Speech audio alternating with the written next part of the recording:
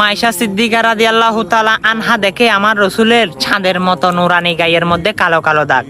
জিজ্ঞাসা করে, ইয়া রাসূলুল্লাহ, এই কালো কালো দাগগুলো কিসের? তখন আমার রসুল দুইটা চোখের পানি ছেড়ে দিয়ে বলে, আয়েশা, এই কালো দাগগুলো তায়েফের জমিনের যুবকের কত বিখ্যাত রাগাত, যারা আমাকে পাথর মেরে মেরে তিনবার বেহুশ করেছে এবং রক্তাক্ত করেছে, সেই দাগগুলো আমার শরীর থেকে যায় নাই।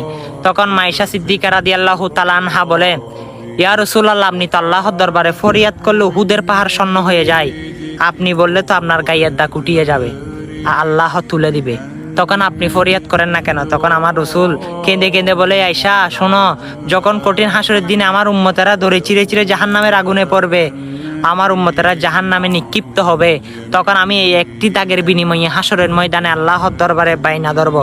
এই একটি দাগের বিনিময়ে আমি হাজার হাজার কোটি কোটি উম্মতকে আমি জান্নাতের মধ্যে পার করাবো। সুবহানাল্লাহ।